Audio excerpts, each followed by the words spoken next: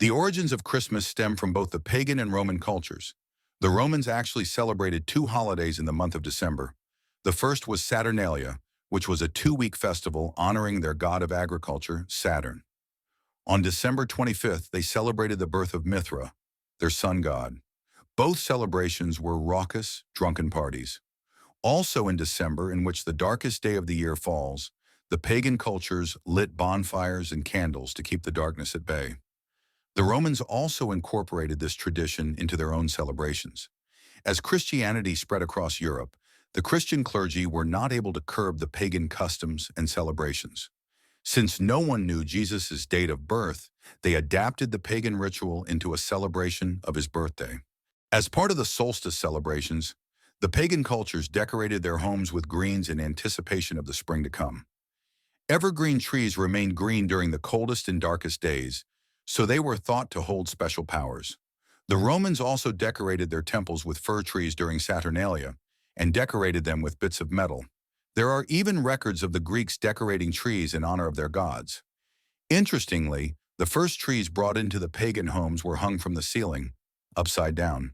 The tree tradition we are accustomed to today hails from Northern Europe, where Germanic pagan tribes decorated evergreen trees in worship of the god Woden, with candles and dried fruit. The tradition was incorporated into the Christian faith in Germany during the 1500s. They decorated trees in their homes with sweets, lights, and toys. Inspired by Saint Nicholas, this Christmas tradition has Christian roots rather than pagan ones. Born in the southern Turkey around 280, he was a bishop in the early Christian church and suffered persecution and imprisonment for his faith.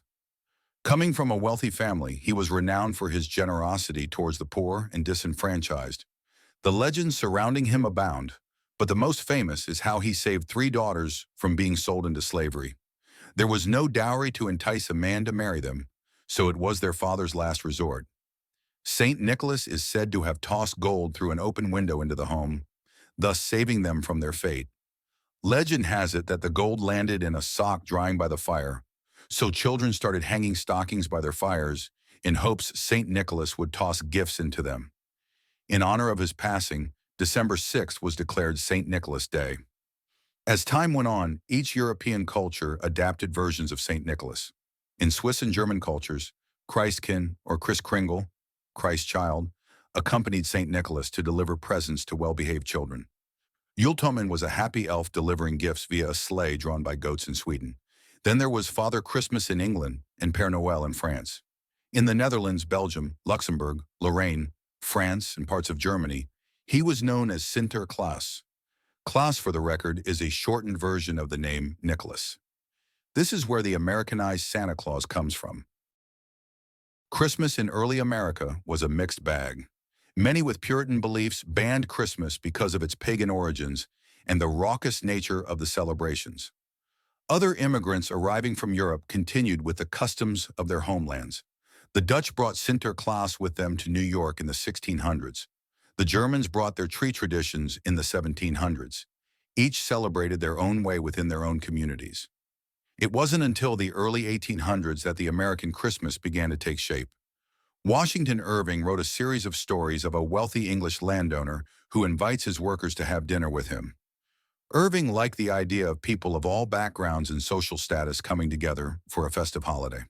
So he told a tale that reminisced about old Christmas traditions that had been lost but were restored by this wealthy landowner. Through Irving's story, the idea began to take hold in the hearts of the American public. In 1822, Clement Clark Moore wrote an account of a visit from St. Nicholas for his daughters. It's now famously known as the night before Christmas. In it, the modern idea of Santa Claus as a jolly man flying through the sky on a sleigh took hold. Later, in 1881, the artist Thomas Nast was hired to draw a depiction of Santa for a Coca-Cola advertisement. He created a rotund Santa with a wife named Mrs. Claus, surrounded by worker elves. After this, the image of Santa as a cheerful, fat, white-bearded man in a red suit became embedded in American culture. After the Civil War, the country was looking for ways to look past difference and become united as a country. In 1870, President Ulysses S. Grant declared it a federal holiday. And while Christmas traditions have adapted with time, I think Washington Irving's desire for unity and celebration lives on. It's become a time of year where we wish others well, donate to our favorite charities, and give presents with a joyful spirit.